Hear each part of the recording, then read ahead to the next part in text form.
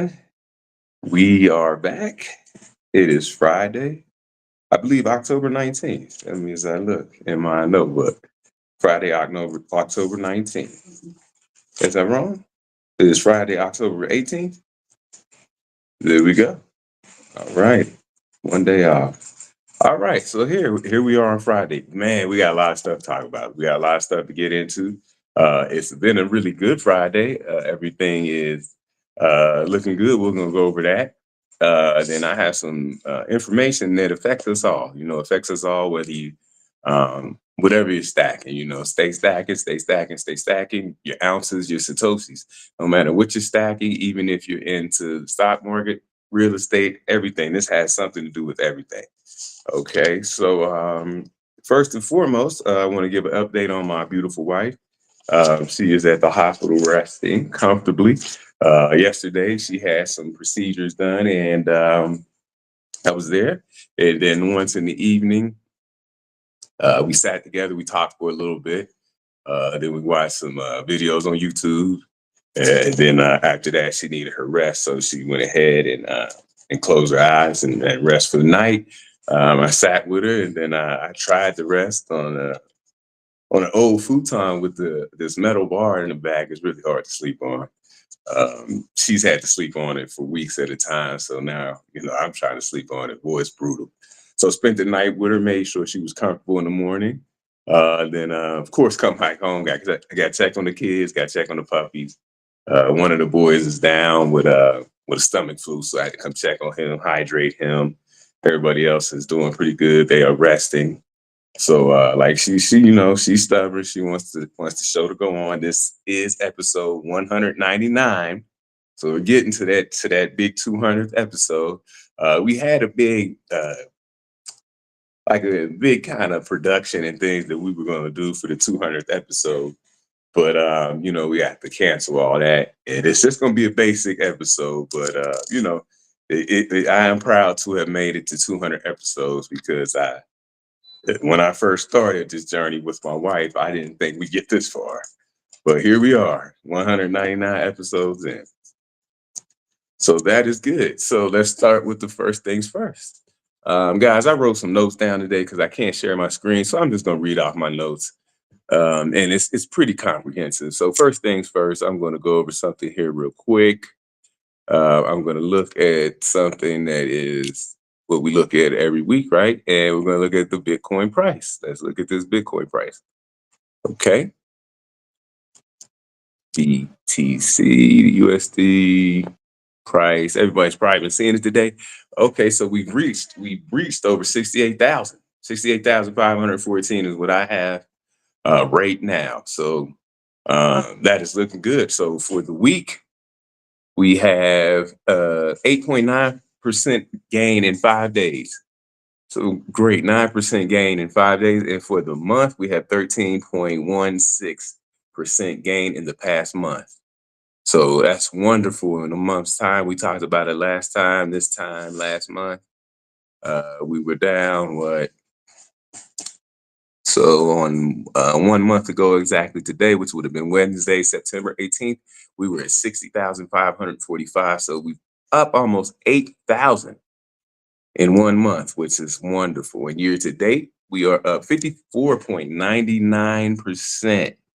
Wow. So earlier this year on exactly January 1st, we were $44,204 on January 1st.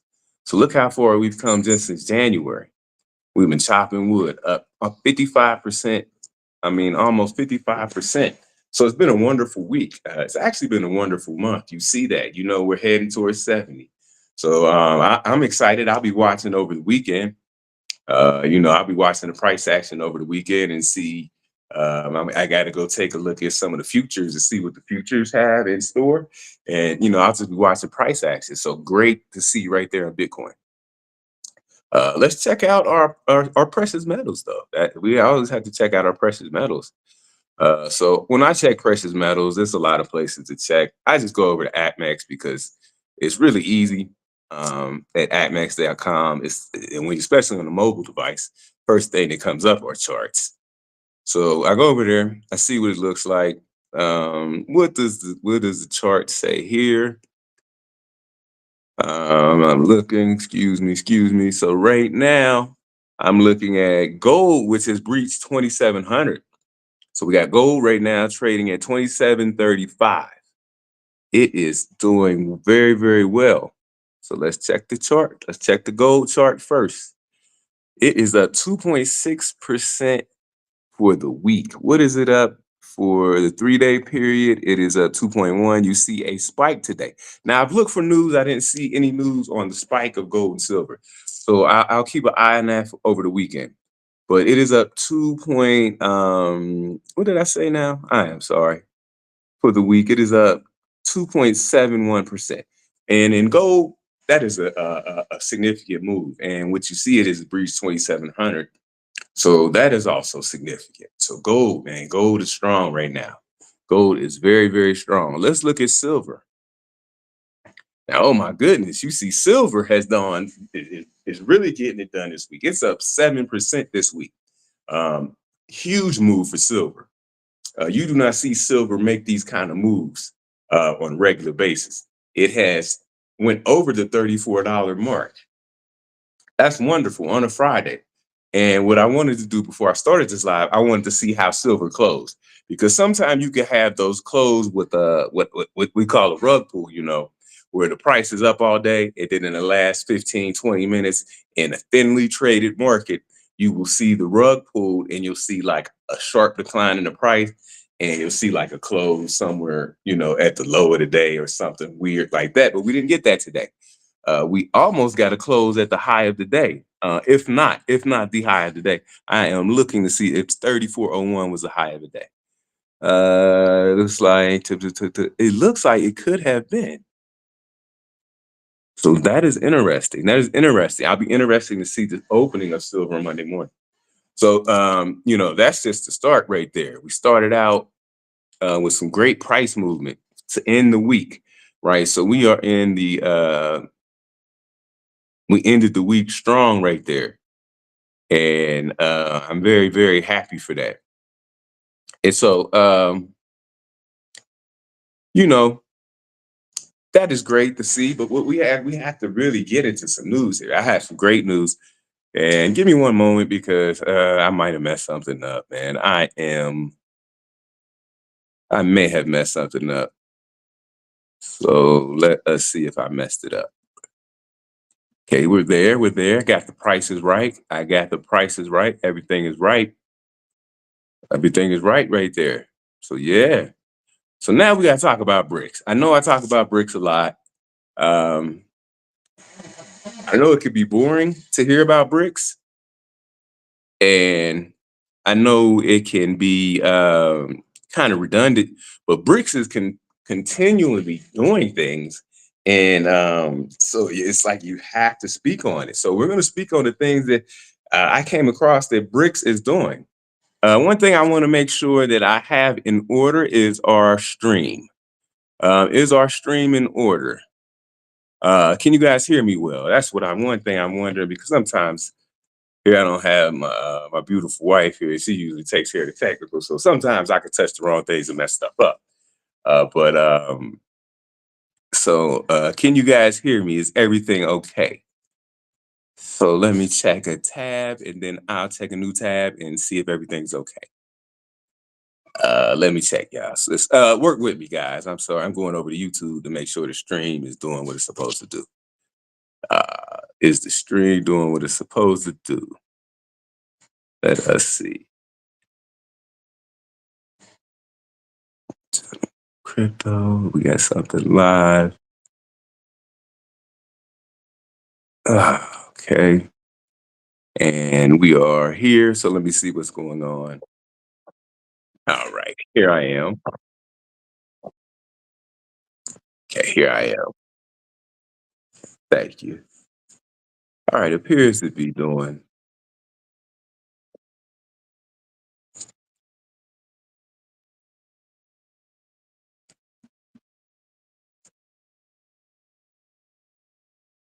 Okay.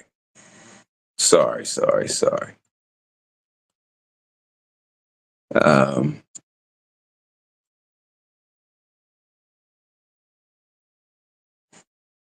I'm sorry, guys. Bear with me, okay?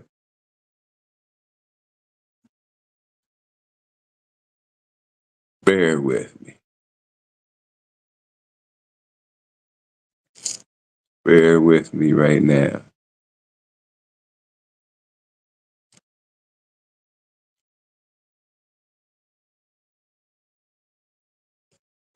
And then we'll go over this information that I have.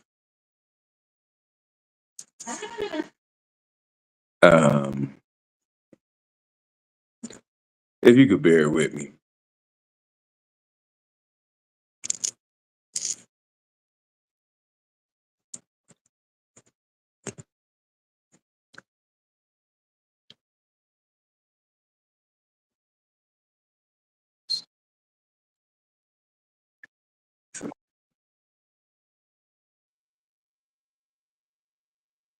Okay, I think I'm bad.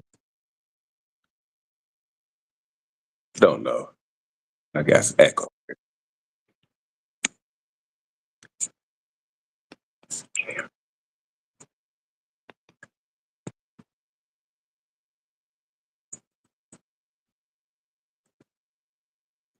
All right, in the chat, let me know if you can hear me.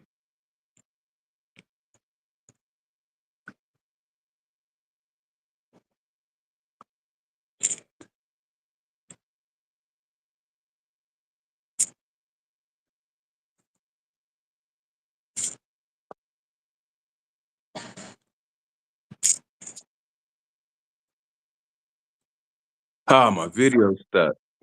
Got you, got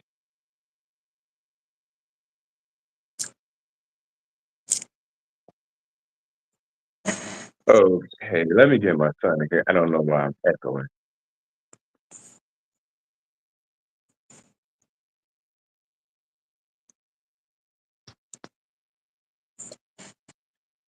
How about that? Still echo. All right.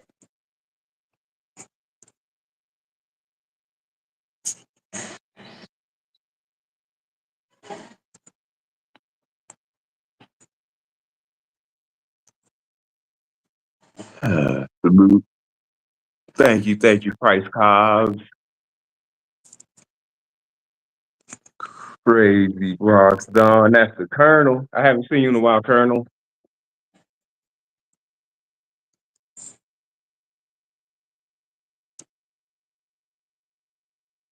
Your video is stuck.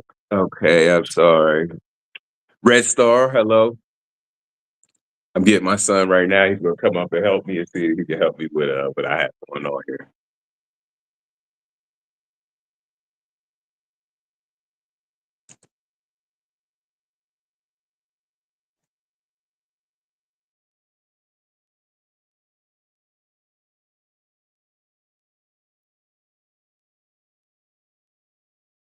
Okay. Okay. How's that sound? That sounds better. That sounds better. And sorry, chat. Sorry, people who are waiting. Okay, I just had to fix that. All right.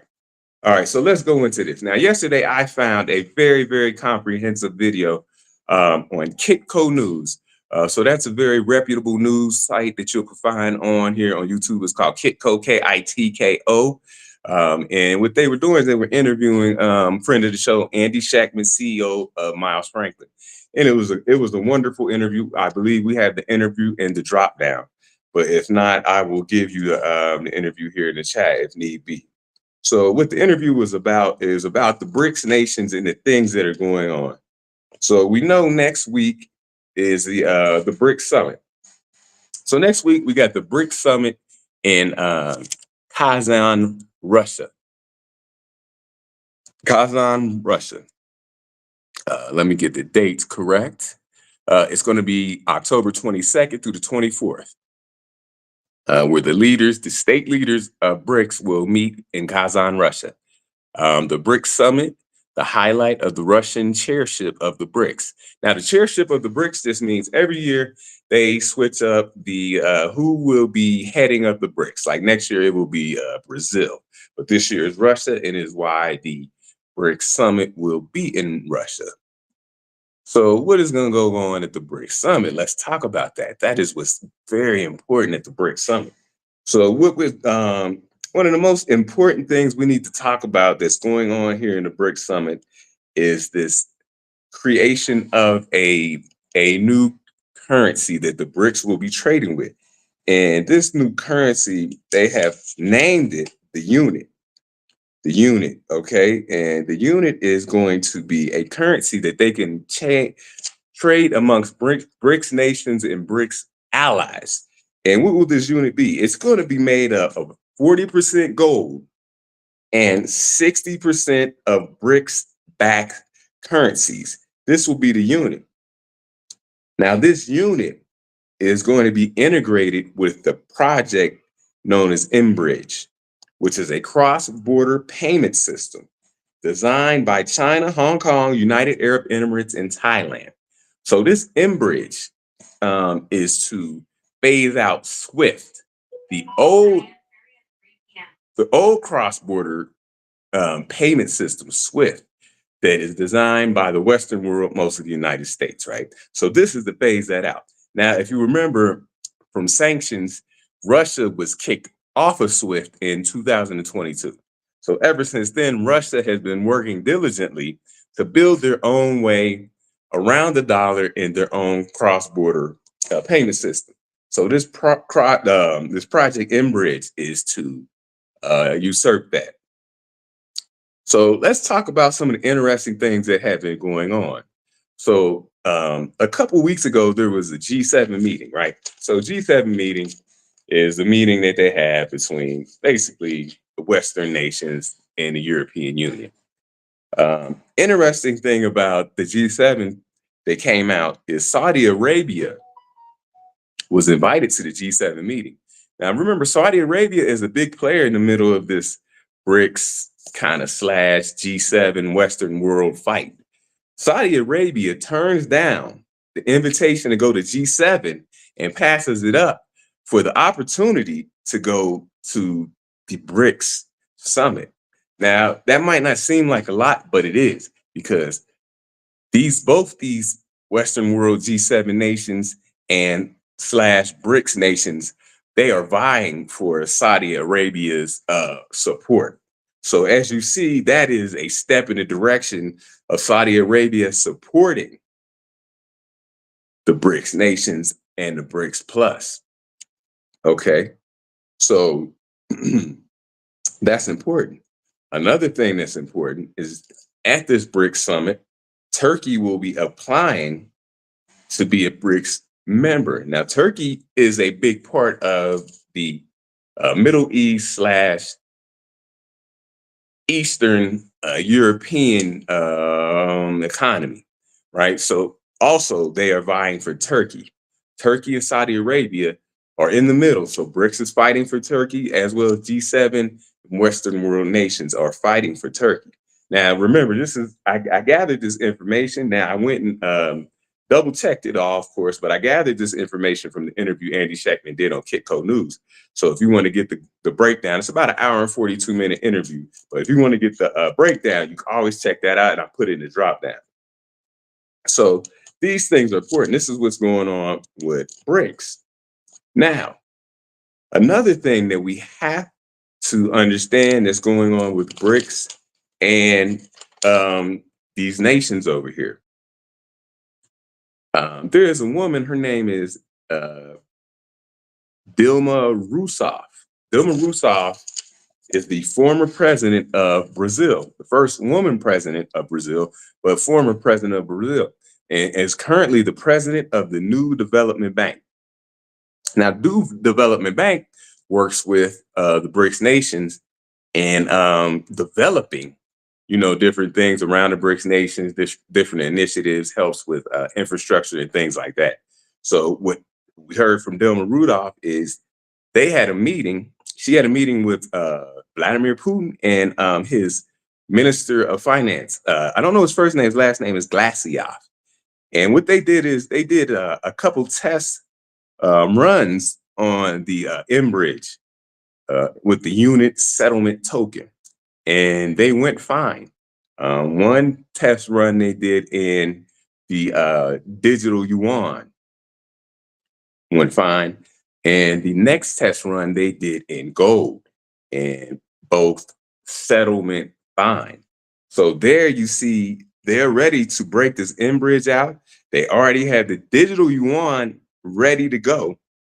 And they have the unit, which is a basket. Remember, it's going to be a basket. It's going to be 40% gold and 60% BRICS currencies. Okay. With no one currency taking up more than 30% of the basket. So to keep everybody happy, to make sure no one BRICS nation is taking over the other. So they're keeping everything happy and easy and fair. And the thing you need to know about this unit settlement token is that this token, which is 60% BRICS, your currency's 40% gold, is to be settled at any time and redeemed for gold on the Shanghai Gold Exchange. So if you have received the settlement in BRICS in a unit, then you can go ahead and take that unit and it is redeemable for gold on the Shanghai Gold Exchange at the nation level. Now, this isn't something that you can redeem for gold at our level as people. This is at a nation state level. So if the nations are trading with each other, once they receive this unit token, it can be redeemed for gold at the Shanghai Gold Exchange. Okay. That is important because what they're basically saying is this unit value is pegged to gold, not 100% gold, 40% gold. It is pegged to gold, and it allows the countries to have sovereignty over their own gold. And what you have seen over the past years, and I know this has happened slowly under people's noses, is you've seen a lot of repatriation of gold back to people's home countries. So um, back in the days, you would see a lot of people send their gold to like Shanghai, London, Dubai, Switzerland. They would send the gold to places like this for protection so that they know it's in a safe place.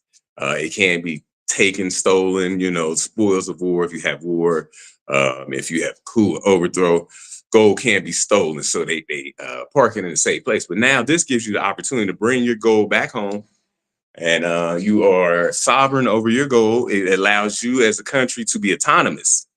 And so when you're autonomous of your own gold, you have to be in good standing with the other BRICS nations in order to trade back and forth with them. So it puts a little pressure on the nation to be above board and do the right thing. But this is what the nations want, so we will see how that works. Also, at this BRICS summit, 59 plus nations are looking and express interest in becoming part of BRICS Plus. Now, that's a lot. And you know who was not invited to the BRICS Summit was the United States of America. And this is, we didn't expect them to be invited, right? So this thing is very important, and it goes under the radar. There is a white paper written up on the unit. You can look it up, and it tells you everything what the unit is doing, and it tells you the ideology behind the unit, which is they call an apolitical, which means without political currency, representing more than 30% of the basket. No one currency can represent more than 30% of the basket. That is important because it means everybody is being equally represented. Now, the interesting thing that the unit will run on a blockchain. So that is very interesting to know. So now all anything done, any settlements that are done between nation states will be on a blockchain and will be open for all to see. So be total transparency. And as Bitcoiners ourselves, that's something that we believe in. We love the blockchain. We love to be able to see the transactions and transparency and things like that. So the unit is taking something out of the playbook of Bitcoin. And so, and remember, it will be pegged to gold. So that is something that is very important. Now you have the US dollar, which is the US dollar, US treasuries, and gold are the only tier one assets. Um, the US dollar is pegged to nothing, it is backed by nothing, and it is a tier one asset. It still is the global reserve currency, but it is 50% of all global reserves. That is the lowest it has been since 1999. Okay, I'm gonna repeat that. The global reserve of the US dollar, that means globally, 58%. And that is the lowest since 1999. So you are seeing a fight to get away from the US dollar. We got a lot more in there, but let me go into the comments to see, did I get everything back? Okay, the video is the same. Thank you. You can continue. The audio is pretty good. All right, thank you, sir. Audio, yes. Y'all got it. I'm sorry. Y'all got to go live the other way. This way been messing up every time. Yeah, this is my phone, man. I'd rather go live on my laptop, but that's her laptop and it's with her at the hospital. So, I'm kind of like on the run on this one. I'm sorry about it messing up. I try to get it. I touched the wrong thing, man. And then I got over there on YouTube, and then that's where the echo was from. Once I closed out the YouTube window, it stopped. Video is stuck, but keep talking. Okay, good. What's the breakdown of national currencies in the index? Prince Cobb's in the index. I don't know if that answers the question, but in the basket, it'll be 30% and less. So you got 1, 2, 3, 4, 5 main BRICS nations. So right there, 100%. You get to do 100% divided by 5. So you would think it would be, at this point, 20% for each currency would give even breakdown at this point. But at no point can any currency have more than 30%. So what that means is, what you would have is, if the currencies that are 60% of the basket, um, you know how currencies fluctuate in the market. If there's a rebalancing of the currencies, say that the yuan gains strength against the Russian ruble, because they're in the same basket, you will have to rebalance the basket so there's always 60%, because 40% gold is locked in, if that makes sense. So if the Brazilian real gains some strength against the rupee and the rupee lose strength against the real, you'll see a rebalancing of the basket. So you might start the basket 20% for everybody, but as the currencies fluctuate on the Forex market, you will see a rebalancing. But the rebalancing always goes back to the 40% peg gold. And that way it stays fair. It stays fair, and nobody is way above, 30% being the maximum. Nobody could be way above 50, 60% and have the other currencies being pushed way down. So the rebalancing will be above 30% and below. Always rebalancing, because currencies will fluctuate. Were there any other questions I missed on that one? Okay, so we will continue then. So we went over this, so we understand the basket. So let's go over something that I think is important also.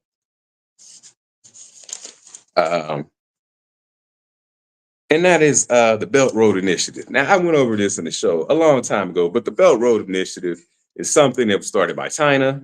It really is to help. Well, it was a quick way to say it. It's really to help, supposedly, infrastructure of nations that may not have infrastructure or the means to up their infrastructure, maybe to a first world level.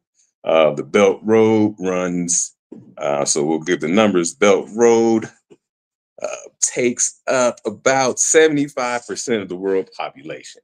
So the Belt Road Initiative will run through most of Africa. So that's why it's taking up so much of the world's population, because it's mostly Africa and the Middle East.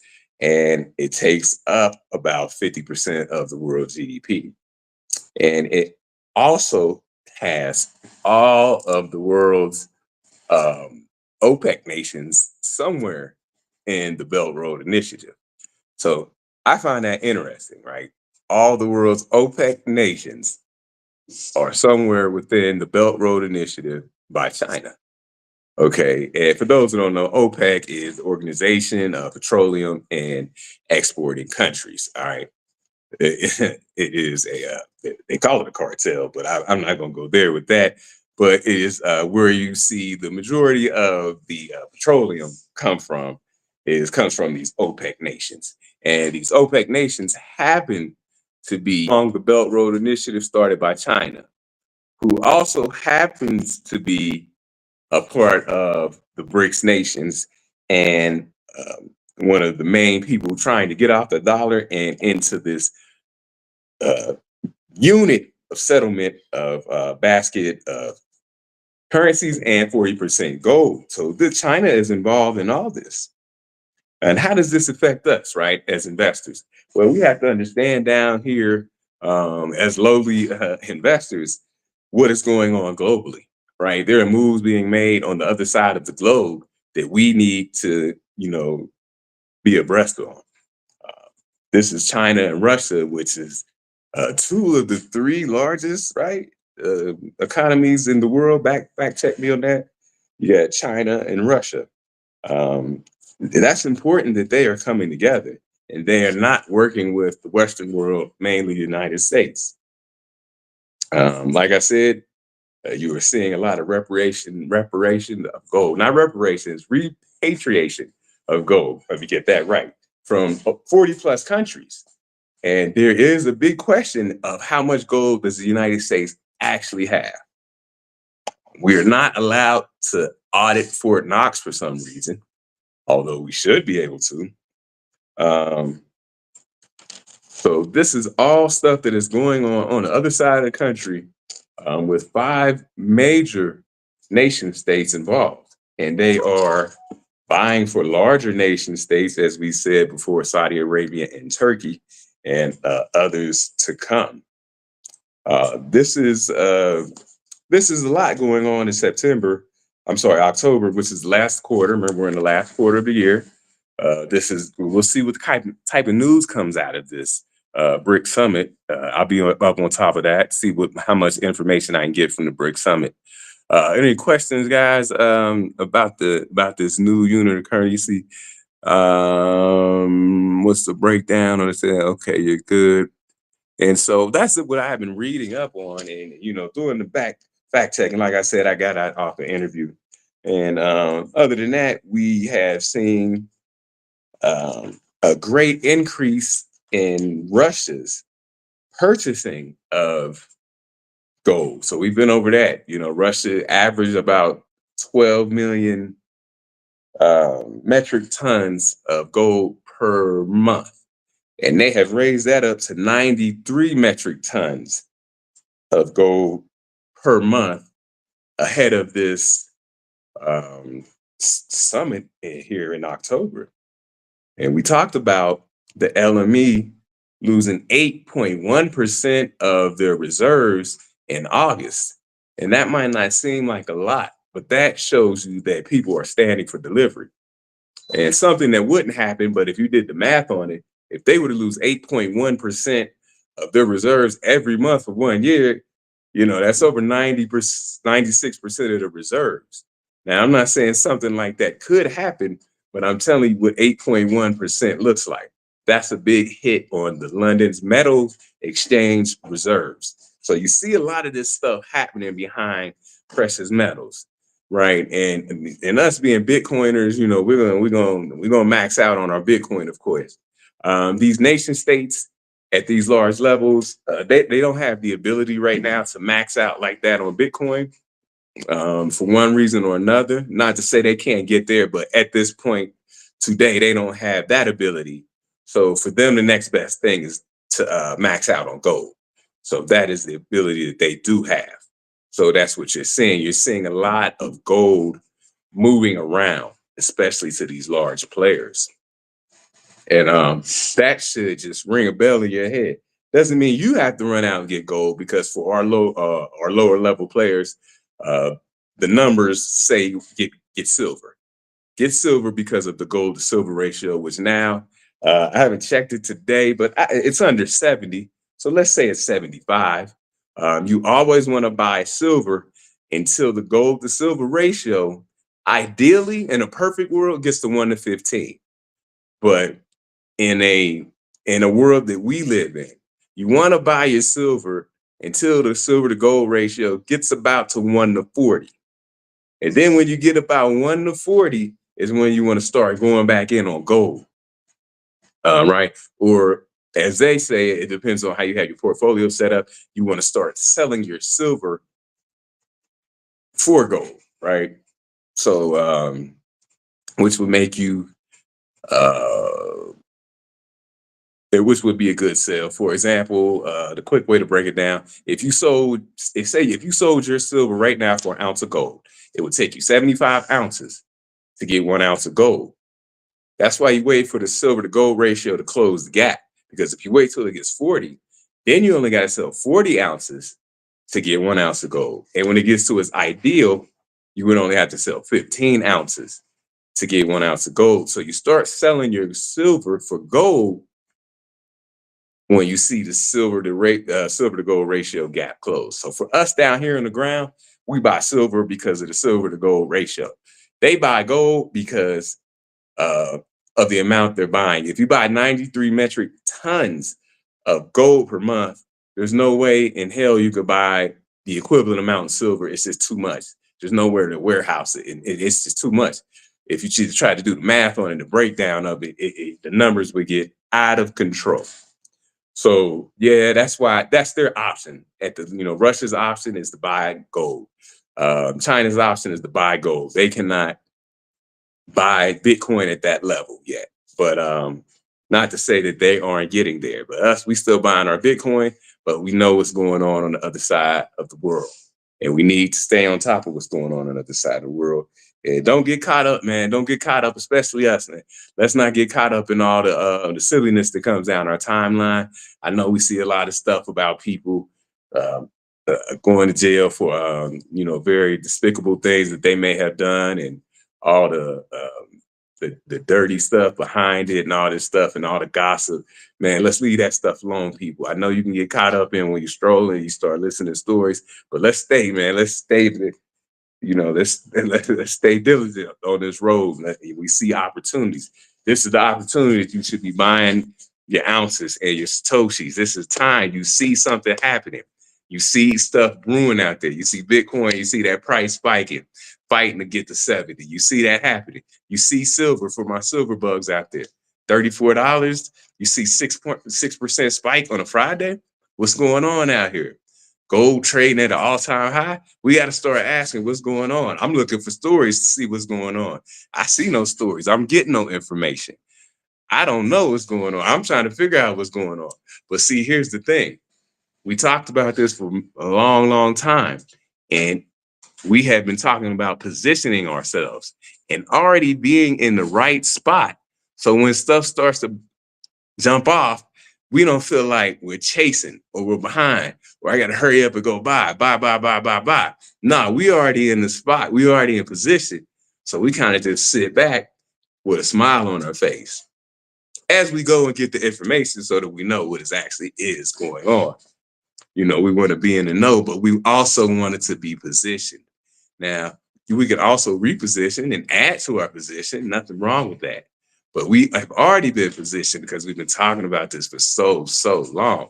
So, we got to sit and take a victory lap, right now. The game's not over by any means.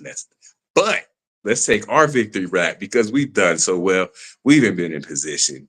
We've seen this coming. We've been following the news, as Andy Scheckman saying, we've been following the crumbs, taking the crumbs, putting them back together and making, he says, a whole cookie. I don't know about that, but we've been following the little pieces here and there. And now it's all starting to come together. And like I said, at this point, it's not even hard to be in the right position. It's not even hard to make money right now. You just position.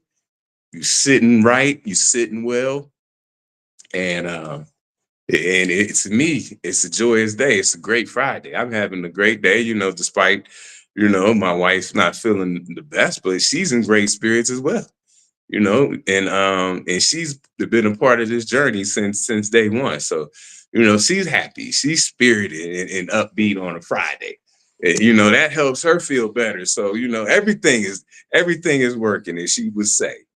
Everything is working to the greater good, as Aaron N. Simon would say. So I'm speaking for her when I say that. So anybody in chat, man, what we got, man? I'm out here solo, man. So, I don't have nobody to bounce back and forth with. I'm solo in the chat, man. Y'all give me some if any questions or anything that I might have missed, I glossed over. There's these are my notes, but I hit everything. I hit everything. I mean, everything, yep, convertible to gold, 40 nations, uh unit, yeah. We got everything, guys. I wanted to, I had to put this out there because I came across it one more time. Of course, you know that the United States goes about $1 trillion of debt every 90 days. So $1 trillion in debt every 90 days. I found out a new stat. That means the United States is going $100,000 in debt every 1 second. So if you sit here, you go like this: 1, 2, 3, 4, 5, 6, 7, 8, 9, 10. US just went into $1 million of debt, 10 seconds. See how easy that was? That's how easy it is to go in debt for the United States. I always talk about the US debt clock. Pull it up sometimes, look at it. You can see, I believe last time I looked at US is in $35 trillion of debt. $35 trillion in debt. That's number is unfathomable. They say it, they toss it around like it's nothing. It's unfathomable. And 1 trillion is unfathomable. I got on here and I went on a rant about scientific notation. But like I said, I brought this out before and I'll say it again. If you tried to count to 1 trillion and by 1 second, it would take you 31,688 years to count to 1 trillion by ones. 31,688 years. That's how large that number is, right? So people use that number as if it's nothing. 1 trillion is such a large number we can't even comprehend. And that's how much debt the United States is going into every 90 days. So, everybody's out here. You got everything on news that nothing is even. The news is full of BS. I mean, if it's not that, we're going to talk about, the election cycle. Nobody's talking about anything really tangible or anything. Nobody's talking about cleaning up, the U.S., the way they do fiscal things. So it really doesn't matter. We got to clean up our own fiscal houses personally, right? That's what we got to do. We got to make sure our own personal fiscal house is in order. That's our number one objective. So I speak about things like the 12-week year, so that we are seeing things in a quicker way, right? A year can get away from you, but in 12-week year, 3-month time frame, if you treat it like a year, you do everything, you build your goals and the things that you want to get accomplished, and you put them down in that 12 weeks, and you really go after them. And that way, at the end of the 12 weeks, you can do an assessment on the goals that you set, and you can see, which ones you were able to reach, which ones you may have fallen short on. And once you get used to doing this 12-week year, the idea is that you can get almost 4 years of productivity done inside of 1 calendar year. That's the idea behind it. And that's the idea, behind the book and the exercise. I believe the book is by Brian. Let me get his last name here. I'm sorry. I'm going to say it's Brian. Hold on, man. Before I say who it is, let me just look it up, man. I got a supercomputer, I guess. That's what they say. Right in front of me. By Brian P. Moran. Okay, sorry. Brian P. Moran wrote the 12-week year. So You can check that out, man. It's a good book on productivity and just, it gets things focused for you, man. Focus. A lot of people like to wait until January 1st to get focused. But when you focus it out through a year, through a calendar year, you got kind of get lost, man, in the middle of the year. Things happen, stuff happens with your family, things pop up, unexpected things pop up, and it throws your focus off of a year. And so when you have a 12-week year, you hit a lot more goals. I feel like I hit a lot more goals with a 12-week year focus, especially financial goals and getting my financial house in order and keeping it in order, right? Because once you get your financial house in order, which is a tough task, keeping it in order is a task in itself as well, right? Because so many things are changing. So you have to be very agile and nimble at the things that you are doing and trying to keep your financial house in order. You have a lot of people out there who tell you how to do that. I'm not like, I try to stay away from that because there are people who do that very well. As far as budgeting and what you should be doing with your finances and stuff like that. I'm just saying, no matter how you do it and where you get the information from, make it a priority to have that house in order because we all have different things that we deal with, whether it's dependence, the amount of income we have, how long we've been working, our age, different things, our retirements, our amount of debt that we have. So I stay away from financial advice because everybody has different financial situations. So, my situation is obviously different than everybody else's. But I will always be about stacking. We will be stacking no matter what is going on. There will be stacking. So I'm happy to be stacking. I'm going to be stacking this weekend. I'm happy to get more ounces. I'm happy to get more Satoshis. I am at, I'm happy for this whole week and I'm happy everything that's happening. And I was happy to share this information with you. I know it's boring information, about the other side of the world, but it's pertinent information. And if you want to get the entire story, go ahead and check that Kitco News story out. You'll get the entire story. It's very technical. It's very technical. One of those kind of things where you got to stop, pause, take a note, maybe look something up, something like that. It's very in depth. So if you want to check that out. The other news I had, I had some other news, but it just didn't quite seem as important. Let me look at it again and see if it's important to really talk about as this. Well, no, because, well, I don't think it's important because this kind of overrides this. And the funny thing I found it, and I don't know if you guys think this is funny or not, but I find it interesting that I keep coming across these stories about Costco selling gold and selling out. They're just selling out. So I got an older story that they were selling silver ounces and they sold out and they just didn't get any silver back. And to me, I find it funny that people are going to Costco to buy silver and gold. But I guess it's a one-stop shop. You get your groceries, you get some t-shirts and some boxer shorts, and you get some gold, silver, all at once. And I'm pretty sure, I'm not in the United States. I'm pretty sure the gold, silver is on the website. I don't know if you can go into a physical store and get it.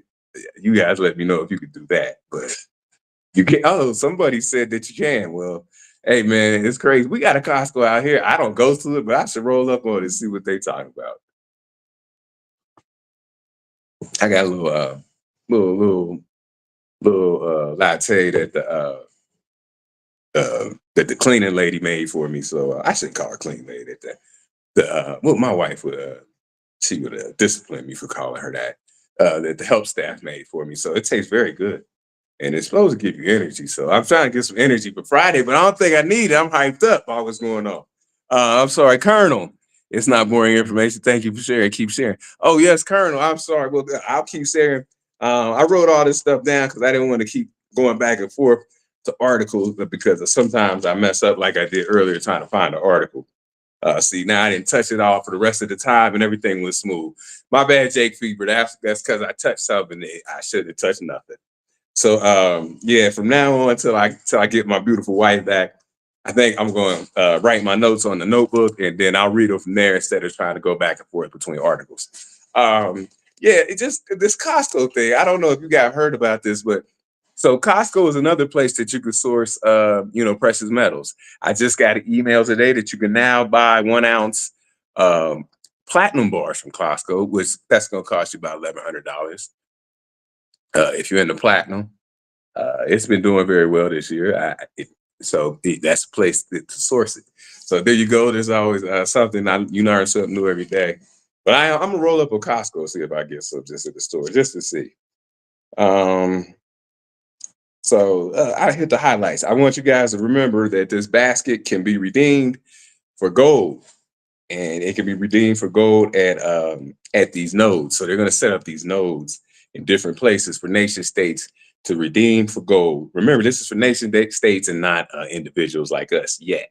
So when they do stuff like this, they start at the top and then they work their way down to us. But the nation state can redeem it at a node. So that is for them to redeem at full gold. And let's see. And remember that this unit is being used on Enbridge, right? So we'll talk more about Enbridge. Enbridge is said to be highly integratable with the banking system. So if a banking system wants to get on Enbridge, it is very easy for it to do. But I have read that it is not highly integratable with Swift. So that tells you something there. They are not trying to integrate with the Western world in anything that they are doing. And people in the United States, man, they have an overinflated sense of security, a sense of the strength of the United States. Once said that the United States was backed by men with guns. Well, that time has come and gone, right? There's no way that you could say that the US dollar is backed by men with guns when you have China and Russia in an alliance, right? That's ridiculous. It's ridiculous to even think of that, right? Which you will know, and I don't know if you guys have noticed this, Donald Trump, former President Donald Trump, if you've seen some of his sound bites, now you notice nobody's talking about the U.S. dollar in the might be losing world reserve currency status, but Donald Trump has mentioned it in a few sound bites, and he said the same thing. He said that the U.S. has to fight to keep the U.S. dollar's world reserve currency status. He said if they lose world reserve currency status, that is the equivalent of losing a war, a major war. And he may have some credence to what he's saying, because how did the US gain world reserve currency status? Right? It was World War II. So the US had to go to World War II to get world reserve currency status. So if you lose world reserve currency status that they held on for all these years, I understand it being akin to losing a war. And he's the only one who's mentioned it. You go to your news cycle, I don't hear people talking about the US losing world reserve currency status. Like I said, it is at 58%, the lowest since 1999. That should be headlines when you go across these news channels, CNN, Fox News, whatever you watch, NBCs. That's why you have all these alternate news outlets out there, so you can get the real information. That should be headline stuff, and it's not. So, like I said, overinflated sense of security, overinflated sense of how high you are on the ladder. I've gone through on many occasions, even when I talk about the strongest passports to have. People think the United States got to be top 10, right? U.S. passport got to be top 10. And I told you the last passport breakdown I did, United States is 35. And it's one in front of Mexico. Mexico's 36. So right now, people make fun of Mexican passport, but a Mexican passport, as passport ratings go, is just as good as a U.S. passport. Go figure. The only thing that the Mexican passport is getting a ding on is that it can't go to the United States, not visa free. That's the only thing is ding. If Mexico could go to the United States visa free, it would jump way up the list on the passport index, right? That's just one thing. You go down all kind of metrics, healthcare, education. Um, yeah, well, Luxembourg was number one. There's different lists, Colonel. Luxembourg is number one on the passport index. I use the United Arab Emirates is number one, but Luxembourg is definitely top five. And no matter what passport index you use, and United States is way down there. It's getting close to what I remember is being a tier 2 passport. And it has different things that visa-free travel, the ability to travel to the European Union, stuff like that. Certain countries that you can and cannot go to, and stuff. It has the bills out the passport index and stuff. Like I said, different metrics, healthcare, education, these things like the happiest places on earth. The United States falls very low in these metrics. So this is why we're big on speaking about planting your flags, because yes, I am. I'm from the United States. I always rep the United States, right? I got a I don't know if you can see it, but I got a folded flag behind me. I have my father's folded flag that I received at his funeral behind me, and I always have it behind me. So, don't think that I'm some kind of deserter or something from the United States. I've repped the United States, I believe, in 2 war campaigns. So I went to it, for the United States. I served my country on the federal level, the state level, and the city level. So I've served my country on all levels. Don't. I don't want you to think that I'm a deserter, that I'm disrespecting the United States. I'm just a realist, and I understand what's going on globally. So I'm just telling you as the people, diversify your life portfolio. Have some things up outside the country. Have some wealth outside the country, some property, whatever. You can go up outside the country and get education. Education costs outside the country are very cheap, and the education is better than you think at these universities. And so my son teaches at a local university. He teaches English, professor of English and business communications. So I have a insight on the type of education that is given. I sit in on some of his classes, and then he does some of his classes here at home, and I hear the education that he's giving and the quality of education. So, and it doesn't cost as much to come out here and get an education. So you can do different things with your children. I don't have to send my child into debt, 6-figure debt, to get an education. We can get educated out here, and you can get educated online. I've been telling you guys that back for many years. But I say it again: EDX. EDX, you get education from these high-level universities, Harvard, MIT, University of Michigan, Texas. What else is on there? This says Stanford, all kind of universities. And I took a course on blockchain technology. It's been many years, probably 2018. So I took this course on blockchain technology. It's a really great course. It's on YouTube right now. It's in MIT Open Courseware, uh, and it's about blockchain technology. It's about 18 units, right? 18 modules, whatever you call it. It's going to take about 20 hours to do it. So once you're finished, man, you really up to speed on blockchain. Now it's 2018, things have changed. But the funny thing about it, do you know who the professor of the course was? Now this was a senior professor. They have a name for it, I forget. Not tenured professor. It's tenured professor at MIT. Well, anyway, it was Gary Gensler, which is very funny now, right? Gary Gensler, the head of the SEC, who walks around and acts so goodness. But I swear to y'all, if you went through the course, man, he is a very, very intelligent man. The stuff that he does with the SEC, I think he's been bought out allegedly. Okay, the way he behaves compared to the way he was as a tenured professor.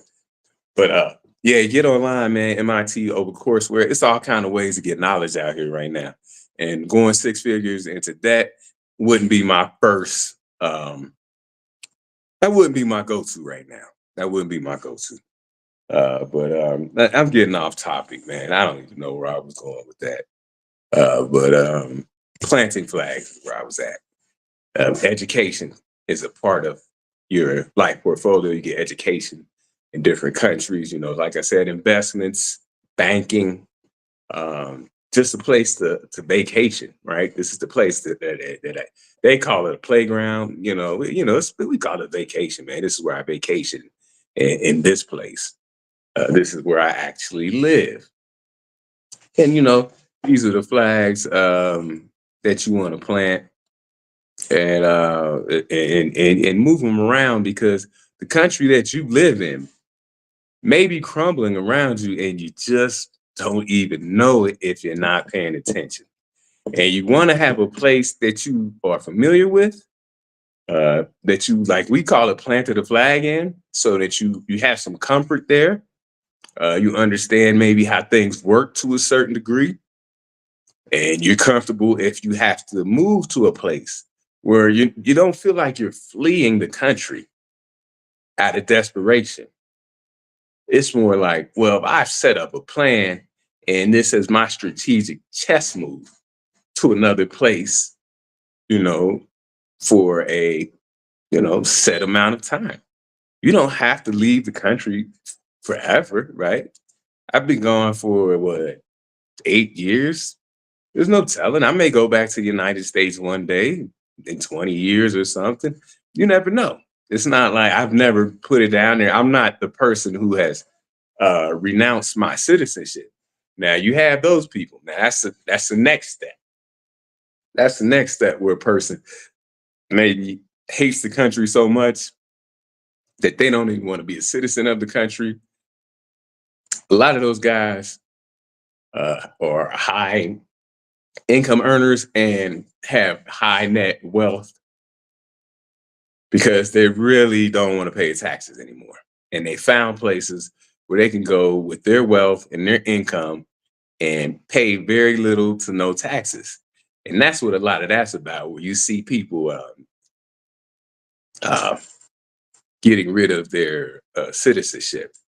If they found a better citizenship, a more viable citizenship for them, like Andrew Henderson on Nomad Capitalist, he has great information, but like he tells you, he works with deca millionaires and up.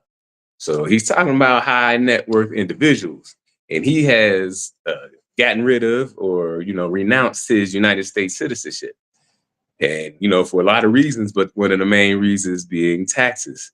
So he could avoid all the unnecessary taxes that you pay, while you may not even spend one day on the soil of the United States of America.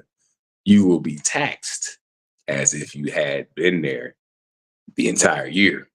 And so the United States being one of two countries that I know of now that taxes their citizens, even though they don't live there, that would be the United States and Eritrea. Every other country, say, for example, you were a Spaniard, you lived in Spain, you decide to move to France. Well, after a certain amount of time, you don't have to pay taxes in Spain anymore. You could prove that, hey, I haven't been living in Spain, I haven't been here in over 2 years, then you don't have to pay their taxes. It's that simple. It's not that simple for the United States. No, you got to go through a whole bunch of stuff, because as long as you're a citizen of the United States, then you have to be a resident of one of the states. That's just how it goes, right? That's the laws.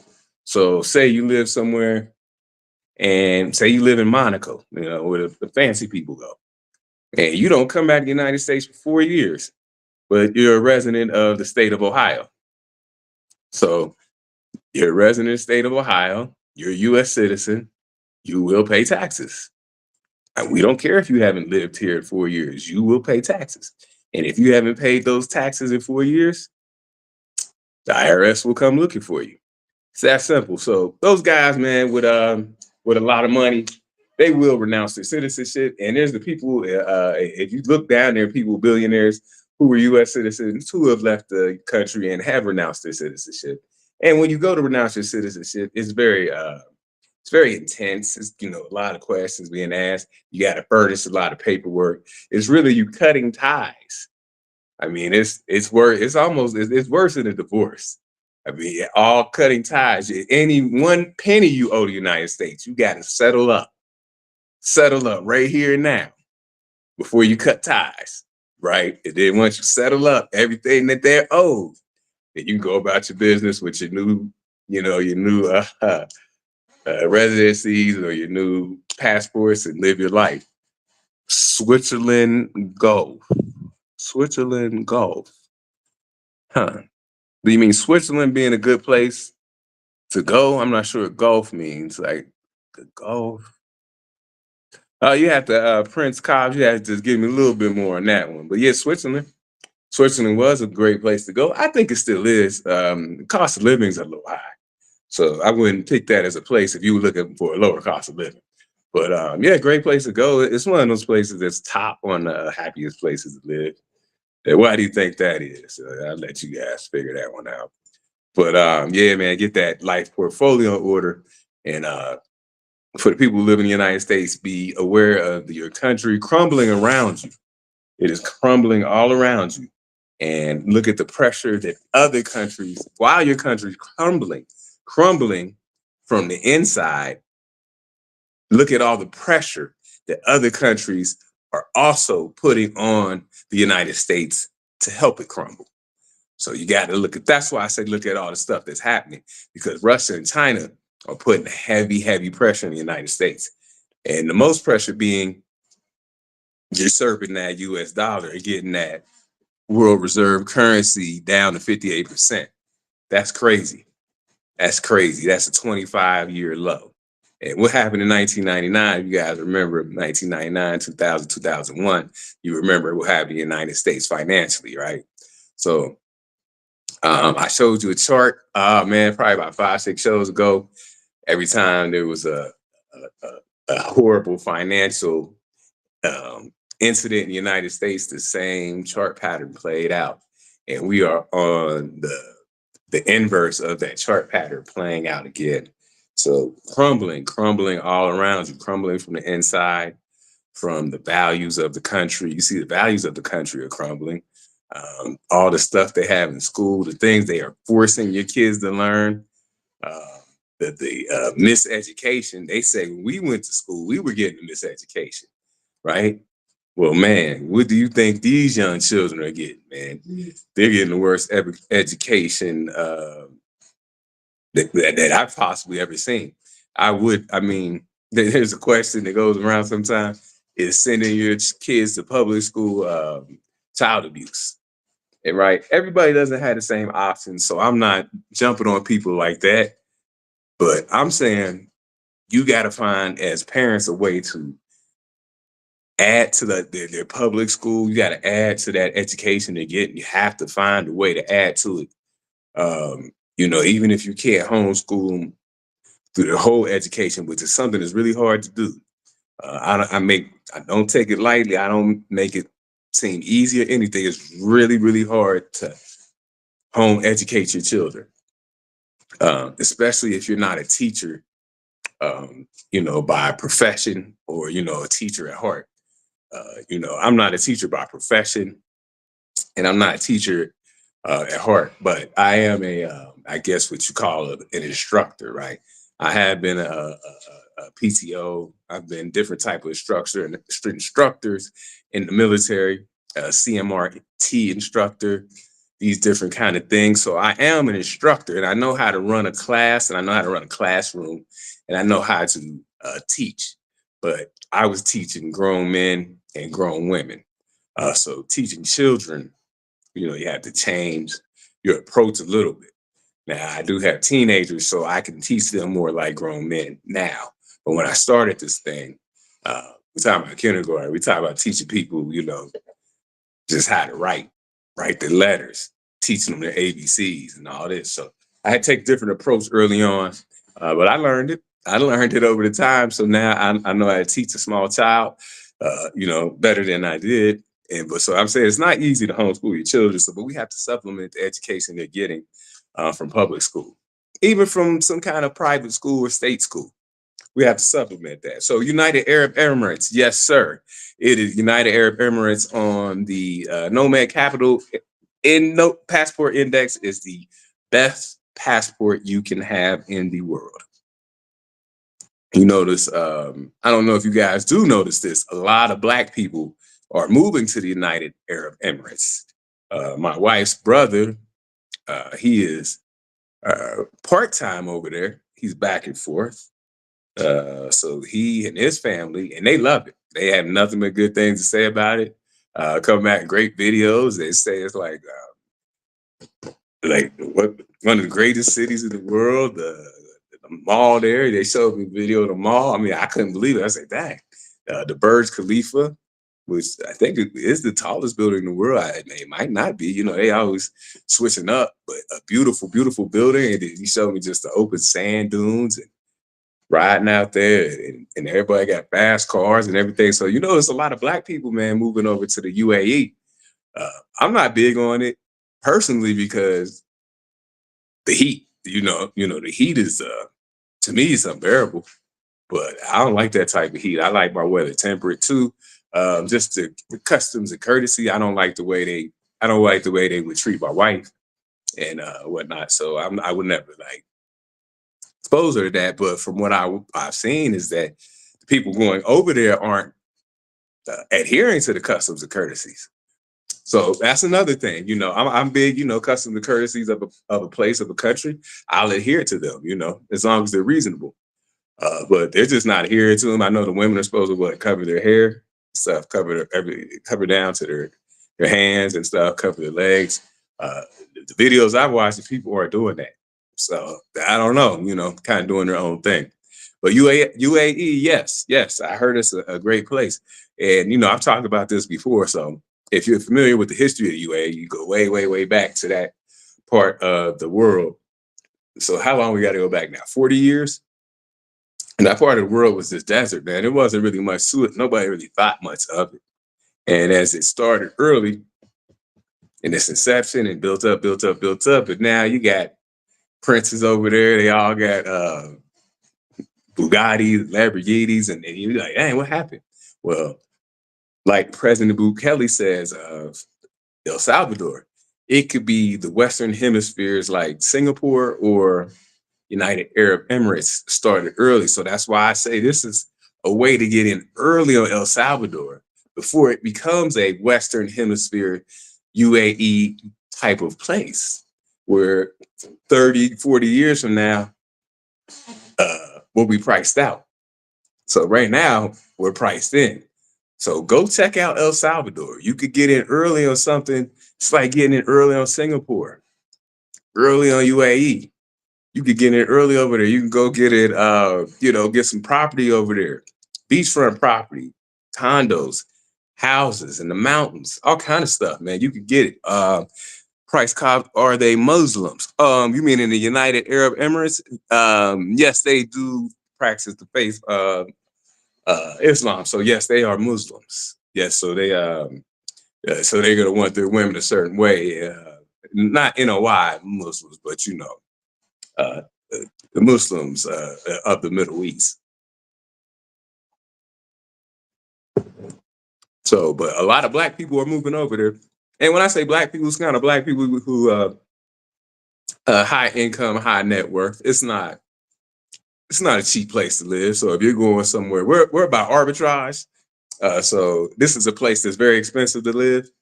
And it's also one of those places that's about keeping up with the Joneses. Okay, you're going to go over there. You're going to try to have the right car, right? You got to dress the right way. You got to live in the right neighborhood. It's an extension of the United States in that regard. You got to be seen.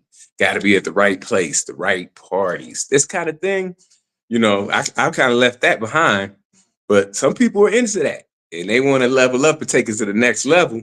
If you're good at that kind of stuff, moving and shaking hands, talking, networking, then maybe you want to level up and take your game to the next level. Then yeah, the UAE is for you in that regard. But if you're just trying to raise a family and live a life and you know lay low, that wouldn't be the place I would suggest. Not at all. Well, yeah, check it out, man. It's a place. It's a large world, over 200 countries, and then you count territories and islands. I think it gets over 250. A lot of places to choose from. There's a place for everyone, every lifestyle, every personality, every every income level, every wealth level. It's a place for everyone to plant a flag. Right? Don't say I don't have enough money or I don't make enough money. I don't have enough wealth built up. Man, it's a place for you. It's a place for you. You calculate your wealth, and I guarantee if you above, now some people have negative wealth. That's one thing. If you have a positive wealth, or if you're above the line and you have positive wealth, I guarantee you that you're in the 50 percentile of wealth in the world. I'm saying you got $1,000 to your name. You're in the 50th percentile. I'm telling you. And if you make $25,000 a year, you're at least in the 80th percentile in income in the world globally. We don't see it that way because we live in one of the richest. Well, you all live in one of the richest countries in the world, so we don't see it that way as being in that high of a percentile. But once you step out the United States and you start seeing other countries, you realize the money that you have is a lot of money considered how much money people have to work with down here in these countries. I'm talking about Central America, go down to South America, where I spent most of my travel time. Have been to Africa, so I can't speak on Africa, but I've learned and I've read about it and I watched videos on it. And I've got a good feel for some different countries in Africa. And once again, you have a lot of money in these different countries in Africa. We have a friend we know living in Tanzania as we speak, Tanzania for some. And he says how things are very cheap over there, very affordable.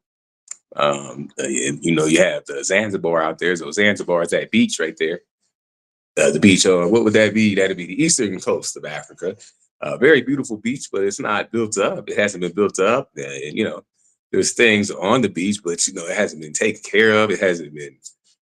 Well, what's the word? I mean, like them people haven't gotten to it. It's just really raised it up and took it over. It hasn't been taken over like Cancun, right? Back in the day, Cancun was a quiet little beach, but you see what they've done to it, right? So it's been taken over by some people and it's been raised up into something else. Prices have been run up.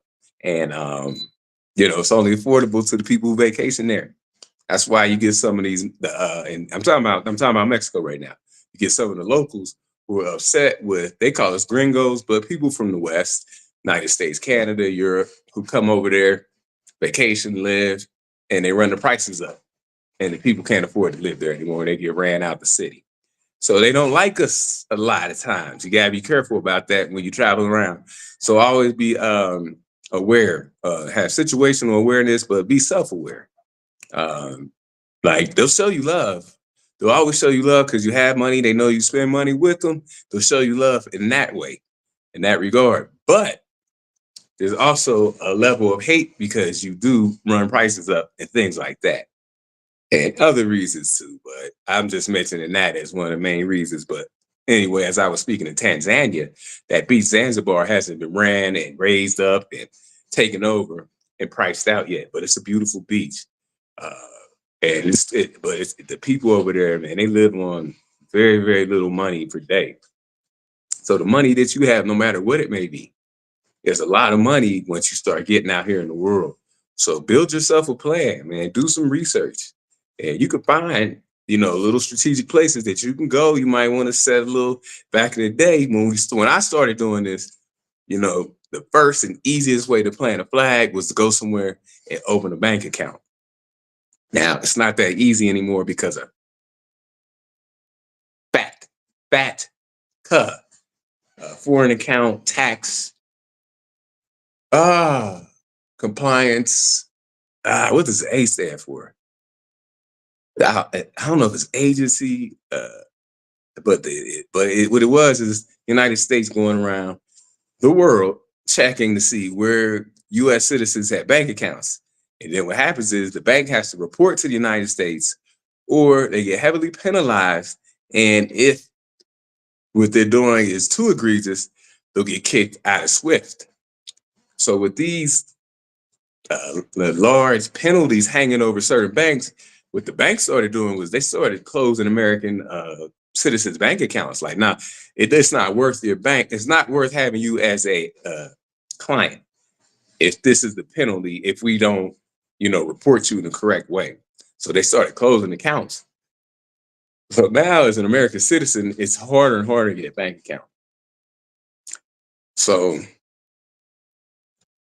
one of the easier ways now to maybe plant a flag is if you have the means is to purchase maybe property, which is very hard because you have to have a lawyer to make sure that you actually purchasing what you think you're purchasing, maybe purchasing a condo, but you got to have a lawyer, you got to have the right people in place to make sure you're purchasing what you're purchasing. And remember, everybody's talking, everybody knows that you got this money and you're purchasing something. So you can't be a sitting duck. So that's a tough one too. Sometimes you actually got to live somewhere and get your boots on the ground as a way to plant a flag. Second way to plant a flag, a good way to plant a flag is precious metals. The storage of precious metals in another country is a way of planting flags. Now, you always want to be careful about that. You want to plant it in a country that is stable, has a stable government, a government of stability.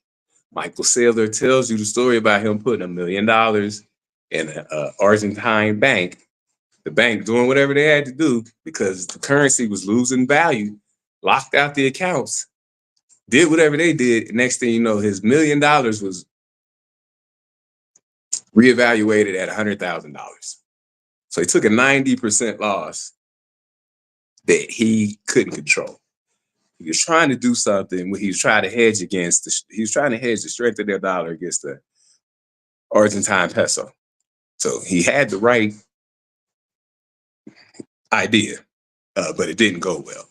So understand this, as you plant these flags, there's always a risk. There is a risk involved in planting flags. Education is a good way to plant a flag. A lot less risk in education.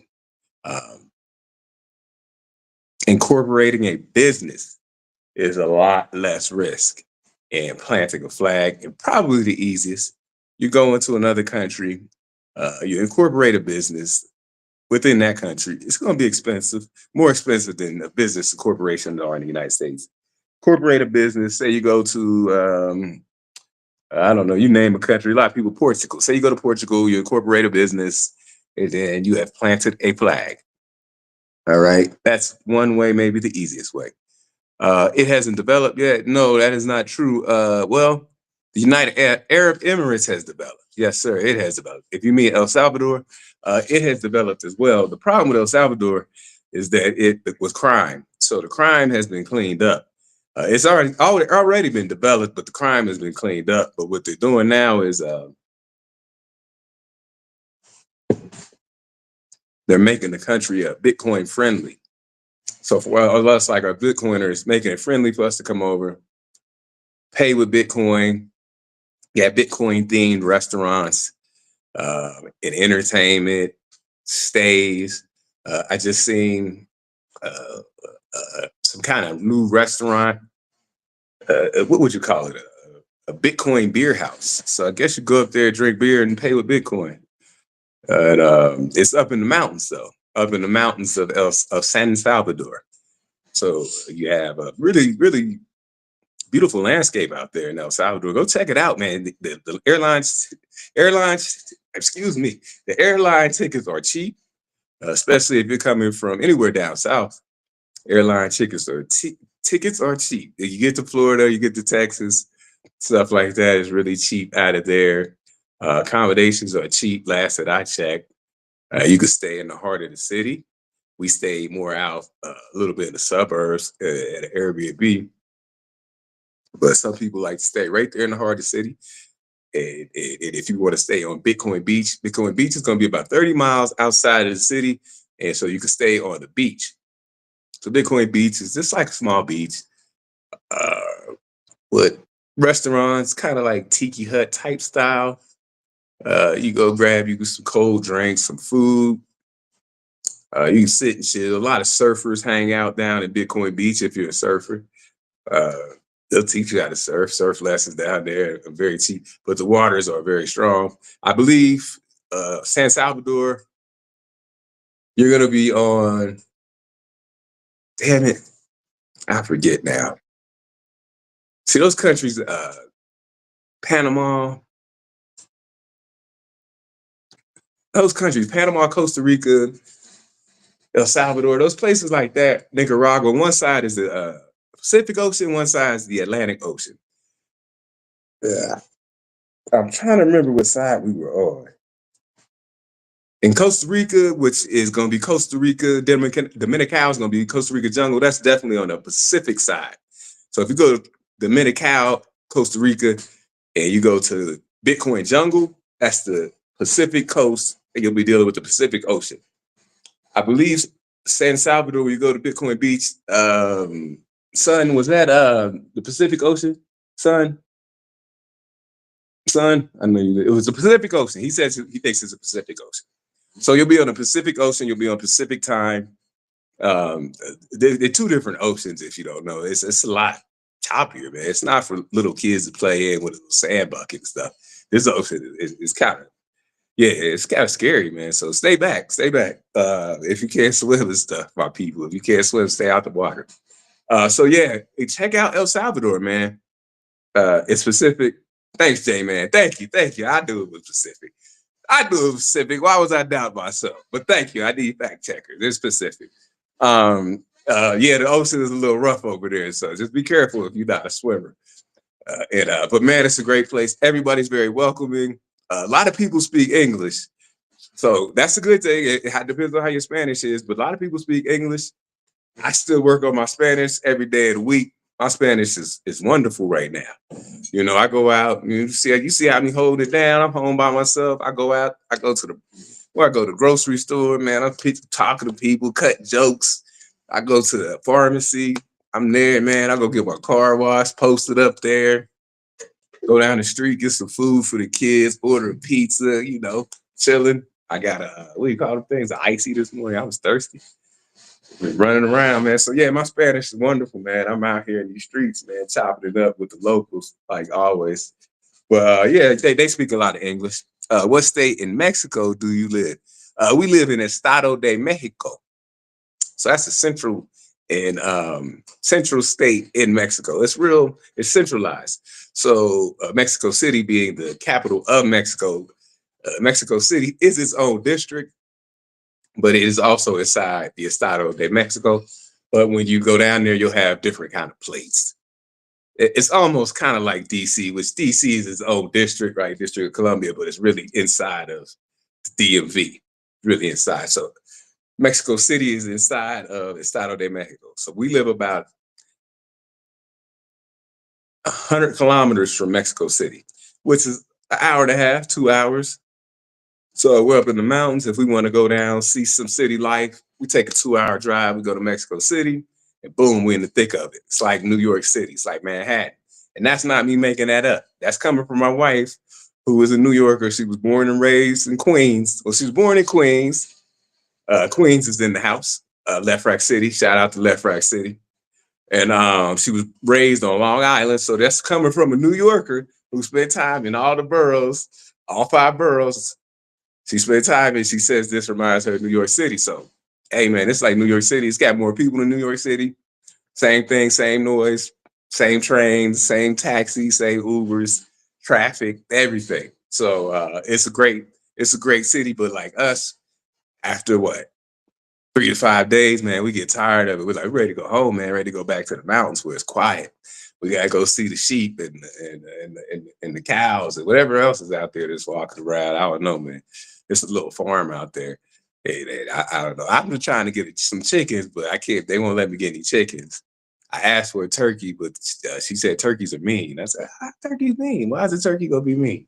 But I don't know. I want some turkeys, maybe a duck or something. Some little things. We got the big things. I want some little things. We got 8 dogs, so I guess that's enough dogs. What else we got? Rabbits and everything. It's a whole farm up here, man. So we wanted to go back to the little animals and stuff. It's quiet. We don't have any neighbors. I mean, I never thought in my entire life I would live like this on a farm, away from people, just my family and us and animals. And I never ever thought I would live like this or like living like this. And you'd be surprised, man. You'd be surprised. It takes a lot of like the stress of the world off you, man. It takes the stress of the world, and you get to chill, the sun shining. You just walk out on your property and do whatever you want. You go out there, you ground your feet.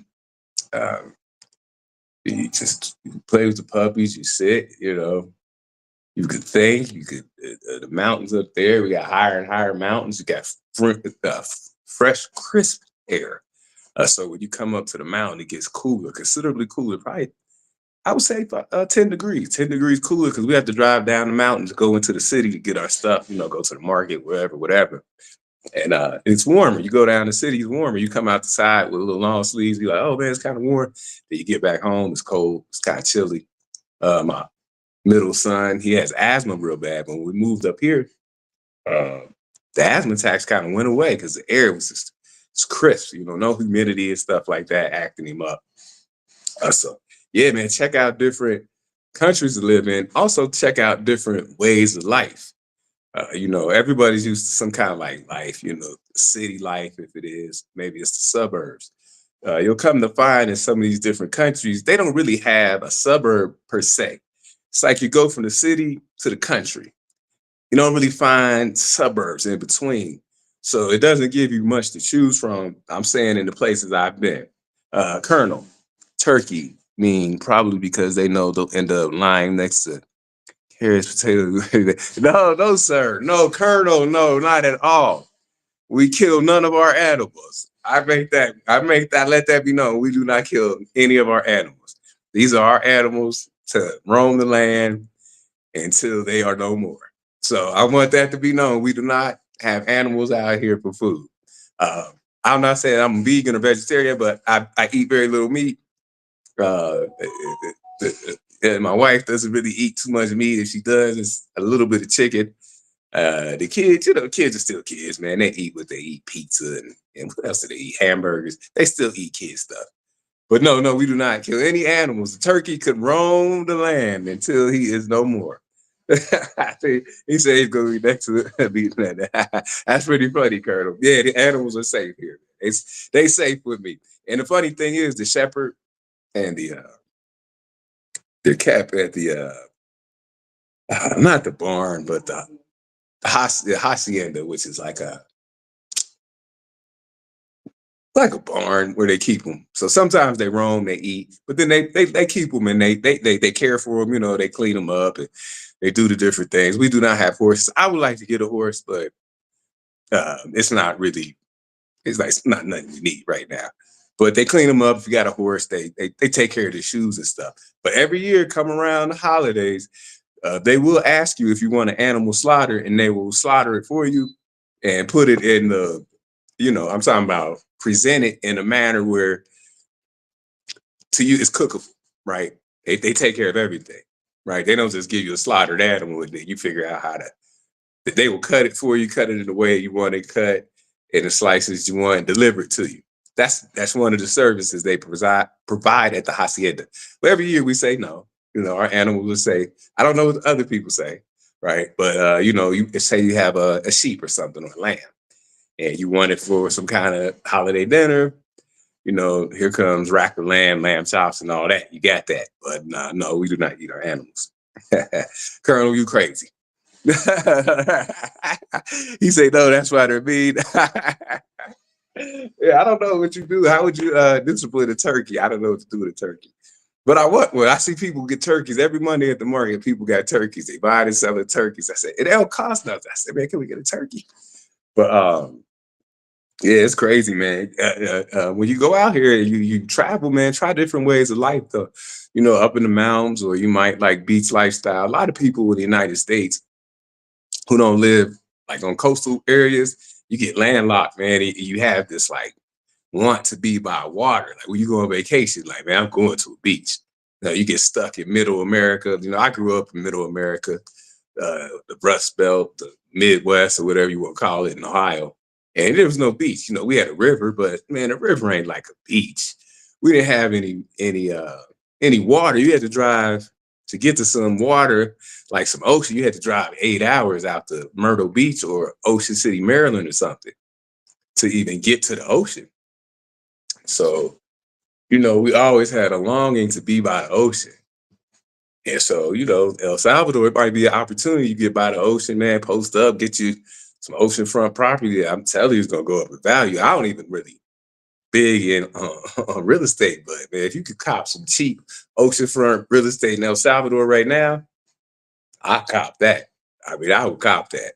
So, or at least look into it or something, you know. But yeah, go on down there, man. Go on down there and check it out, man. It's one of the places I recommend right now.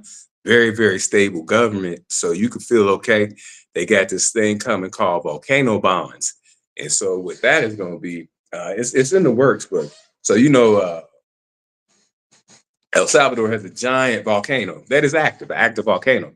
But right there, what that is the volcano gives off geothermal energy. So what they're going to do is they're going to find a way to harness this geothermal energy. They're going to harness it because it's just free energy being let back out into uh, the atmosphere. So they're going to harness this geothermal energy, and they're going to mine Bitcoin using free geothermal energy. So they'll be mining Bitcoin at no cost, except the cost of creating the way to harness the energy. Once the energy is harnessed, okay, you'll be using free energy. So they'll be harnessing free energy, I should say it like that. And then you'll have these volcano bonds that you could purchase. So what a volcano bond is going to mirror some kind of treasury bond where you can get a locked in interest rate on this volcano bond. Let's say it's 15%. You're trying to protect your money. You're not crazy about Bitcoin's volatility, so you want to get a volcano bond, which is mining Bitcoin. You'll lock your interest rate at 15%, and you have safely protected your money. And this is what they are working on. So this is to entice people, give people a way to protect their money. So, you know, very cutting edge, smart young man, President Bukele is. Read up on him, man. Follow him on Twitter. See the things that he's doing. A lot, like I said, a lot of things he writes it will be in Spanish, but he does give you things in English as well. And then you have translations in English. He says a lot of good things. He's out front. He's forward. He's got the debt down to zero. He just did a deal with JP Morgan Chase, right? Nobody wanted to touch it, right? Now JP Morgan Chase want to get their little dirty hands on it. And so we'll see how that plays out. Crazy Bronx Don, the Colonel. Salute to the Colonel. I heard there has been a recent uptick of folks coming to Mexico for arbitrage. Have you noticed it personally? Yes, we have seen it. It is going on heavily in Mexico City because that's where you're getting the arbitrage in Mexico City. And so the uptick you are talking about right now is with young, what are they called? Digital nomads. You're seeing that with young digital nomads because what's happening is you're having these young people, I don't know, 22, maybe 22 to 30, probably single, no children. So they don't have a lot of things keeping them to one place. And they're being paid to work remotely, and they're receiving fairly high salaries. Mexico City, like I said, is like New York. So it's a great city for a young single person to live in, right? You got great nightlife. There's things to do. There's a lot of history. Anything that you want to do, you can find it in Mexico City, good or bad. I have to be honest with you about that. So a lot of young people are moving here. It's like if you walk around Mexico City in some of the nicer, more chicer neighborhoods, you'll see a lot of young people. See a lot of young people jogging, walking their dogs, drinking a latte. looking, you know, it's looking like Soho or something. And that's how they want it. And it's mostly white people, you know, I keep it real, but it's some young black people coming down here, you know, and that's what you're seeing. And that's what you're hearing complaints about because these people have enough money to go get a $4,000 condo for excuse my language, 40,000 peso condo, which is $2,000. $2,000. Now, when you get a nice salary from some of these companies that are paying, you know, upwards close six figures and over, to pay $2,000 a month for a very nice condo in a nice part of town is nothing. But they're pushing the price up on the people who live here in Mexico, and that's what's making people mad. And they're saying they're doing something to the culture because they're forcing Mexico City to become now an English-speaking city. And you'll notice that more. You go to Mexico City in these nice neighborhoods, everyone speaks English. And if you don't, you run the chance of missing out on business. And so they're complaining about that. These are articles I read all the time now because I stay in these expat groups to see what's going on because we're out in the mountains. There's no expats out here. They don't want to be out here, right? Very few expats want to come out to where we're at because this is a different type of style of living. You got to be cut for this, right? And everybody not cut for this. So they want to be in the city with Uber Eats, you know, Lyft and all that stuff. So the city has to, now I'm talking about the nice parts of the city, now has to speak English. So everything has to be done to the European statute. Now, a lady in the last article I read, she owns a restaurant. And her complaint was she now has to change her salsas and her sauces and make them less hot to accommodate the Europeans. Because the sauces, the way that she normally makes them, the complaints were they were too hot. So she went back to the kitchen, figured it out, made them how the European likes. And she doesn't like having to alter her family's sauce recipe to accommodate Europeans. These are the things that they're writing in the article. So yes, there is an uptick, and there's a bit of anger behind it. So if you come to a different country that is seeing an influx of Europeans, gringos as they call us, beware because they might not be as happy to see you as you think they are. Even though smiling, they showing you all their teeth, but they may not be as happy as you think they are to see you. So keep that in mind. Wait, I missed you, Colonel. Volcano bond, 50%. Ooh, yeah. That if he gets that bond on track, man, that's gonna be the move right there. I'm waiting for that bond to come on track. That's probably hard to put together. I get it, but that's what he is. That's what he's advertising to us. So we got to see that. We got to see that written out and some guarantees behind that. Healthcare related question: how would you rate your recent healthcare 1 to 10? Oh, since my healthcare says being in the hospital, well, I would rate it pretty high, man, Colonel. I had already known these doctors for checkups and stuff, lightweight stuff. So I was very comfortable with them. They speak a bit of English, but they were very thorough in their job and what they did. So I had no problem going to them when I felt bad. Since I was there for like 2 weeks or so, man, I can't remember anymore. I had to go back and look at my calendar. I would rate their healthcare as very, very high. It's a very, very small hospital. So the care was, what's the word I'm looking for? Very personalized, right? I had Aaron would just text the doctor and they would just text back and forth. Like if there was something wrong that bothered her, and if it was too much, doctor would just show up. Any time of the day, Aaron text, she just show up. And so it's personalized, it was like, wow, I got my own personal doctor. You know how this guy could be, you'd be like, man, where's the doctor? Where's the doctor? But the doctor was there. And the doctor, it's a husband and wife. And the small hospital, I'm talking about 5-bed hospital. When I say small, I mean, maybe it's a clinic, man, I don't even know. But, it had a room. We had got to stay in the deluxe room. They had a bed in it so Eric could sleep in it.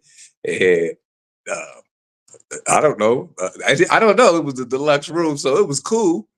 Aaron was able to stay. I didn't have a roommate or nothing like that, so she was able to stay as long as she wanted. If I needed anything, boom, Johnny on the spot. So then you get into the care of it. Like they pinpointed the stuff instantly. Instantly, they pinpointed. Bam, right off top. They drew the right labs. And then, I have a healthcare background, so I understand what they're saying. They're showing me the labs. They're telling me what's deficient, and this is what we have to attack, and this is how we're going to attack it. So, I was always in the loop on the game plan. Uh, they were swift to the point. Like I had no problems with it. I thought it was great healthcare. Only problem I had with it, is that both times I had to stay in the hospital, they forced me to get a Foley catheter. And that's what I had a problem with. So I'm taking off points for giving me a Foley catheter. I could have peed that bottle, y'all. Now I'm getting off the topic, but I could have peed that bottle. I was not that damn sick. So I'm taking points off for getting a Foley catheter, if you guys know what that is. But other than that, it was wonderful healthcare. That's the first time in my life I've ever spent the night in the hospital. So I do not really have too much personal to judge it against the US because I've never spent the night in the hospital, but I've seen my wife spend nights in the hospital and I've seen how they treated her and how it's like, man, it'd be a different doctor every time. Doctor coming in the morning and then this other doctor coming in mid-afternoon and you're trying to keep up with the different doctors. Next day, it's like a team of doctors. That was confusing back then. I do remember that. Here, same two doctors, and they were very worried about the things, that were going on. They really truly cared for me. So I give it can I take 2 off for the 2 Foley catheters and give it an 8 out of 10? I give it that. But the care was great. The care was great. Only thing is, man, when you was done, you had to pay cash money when you was leaving. That was a pain. So you was cashing out money, man. You was going to the ATM 10 times. And that was Erin because I was stuck in the hospital. So she had to keep going to the ATM, get money. You had to pay them cash. We got this like insurance, but of course they don't take it because they're a small hospital. They don't even take Visa. That's how small they are. You got to give them cash. So, yeah, personalized. You got a little like what you would call a county hospital where every day I drive by it, it's like lines of people standing outside. I wasn't really gonna go to that one. So I went to this one, small hospital, like I said, 5 beds, personalized. Are you planning to do any follow-ups with the VA hospital or the city? You know what? I thought about that, but she said don't do it. And I said, okay, I'll follow up with them. And so they didn't really want anything. They said everything was good to go. They wanted me to get a follow-up CT scan in like, a month or two. So I can just go get a CT scan at the diagnostics place and just they'll send the results over to them. And if they see anything, they'll call me in. But no, I thought about it. She said it's not worth it because I don't think I'm in the VA system. So I would have to get started from scratch. And I don't mind. I got a little bit of time on my hands, but I know I didn't work at the VA, but when I worked at the fire department, we used to take patients to the VA. And I understand the bureaucracy. We used to have some problems taking patients to the VA because, VA wasn't in our hospital network. So we were taking people outside of the network of hospitals we worked with our EMS protocol and EMS director. So we had problems with the VA, and it was always something with the VA. So I seen some of I seen some of the shit there, and then my dad went to the VA. He believed in the VA faithfully, but he was always on some waiting list to get a new doctor and stuff, and it was weird, man. And my dad died suddenly of a heart attack, but he was on that waiting list. He couldn't get seen and stuff. Only way he could get seen is if he went through the emergency room, and he'll get seen that way. And he had a couple crises when he had to go to the emergency room and was seen, but then was discharged and told to follow up, but put on a waiting list to ever see his doctor. So he had to always on waiting list to see doctors. So I understood that part too. So I was never the biggest fan of the VA. I could be wrong, but just the part I have experienced. Equivalent to apartments in California. Okay, probably. Sir, I've never been to California when you say equivalent, but I'm using New York City as a landmark. Equivalent apartments in New York City, equivalent apartments in like Orlando, uh, Miami, stuff like that. It has that equivalency. with the water view. If you're talking about the beachfront view, waterfront view, yeah, it's that equivalency. All right, family, man. We've been on here a while. I didn't think it was gonna go this long, man. I got way, way, way off the subject, but you guys will hold me down. It's hard to do this by myself, man. So every show I try to get a little bit better, a little bit better. I'm just out here rambling, but I try to give you pertinent information though in my rambles. We'll talk about some new stuff next week. I'm always looking for new stuff, keeping my ear to the streets to see what's going on all over, man, because stuff is happening fast and furious. And I'm just trying to keep up with it. I'm sure it's stuff I missed. I come over articles and I'm like, oh man, I should have brought that up, brought this up. So I'm just chasing articles. So I would definitely stay on top of these articles, this information. I'm going to be on top of this BRICS summit. I guess it's going to be next weekend. He said the 22nd. So the 22nd is going to be, what is the 22nd going to be? Next week sometime, probably end of the week. So I'll be on top of that BRICS summit. I don't know how much information they're going to give us to begin with, but, we'll see what we get out of them. And I'll be on top of that. I'm listening to the United States. They're not putting out like pertinent information. They're putting out silliness. And so you're not really getting anything from them. The only thing pertinent I got recently is that I heard who Donald Trump would probably nominate as his chairman to the Fed if he is nominated. And I can't remember her name. It's a woman who is now, I think, the president of the Boston Fed. And I think that's who he would nominate as his new chairman of the Fed, is what I heard yesterday. You guys can check me on that, but I can't remember her name. But if you check, it is the current president of the Boston Fed is who he wants. So that would get Jay Powell up out of there. But it don't mean nothing, right? He'll just turn up somewhere else like a bad penny, right? That's what happened to Helen. What's her last name? What's Helen's last name? She was the last chairman of the Fed. I'm sorry, y'all. She just got out of there. Okay, you're out, Jay Powell's in, and then she turned up with some other job that she was in charge of. I said they don't go nowhere. They just get promoted or some kind of transition to another job. So, but that's the only thing I heard. He wants the dollar back as world reserve currency. So he'll fight for the dollar back as world reserve currency. And he has somebody he would nominate as the chair for of the Fed. He also said his plan to fight against this de-dollarization is to put 100% tariffs on their products, which is a poor plan, but I understand the fight. I understand the fight. Yeah, I'm sorry, Janet Yellen. You remember Janet Yellen was the chairman of the Fed, and when she got out of there, she just got a better job. So they don't go nowhere.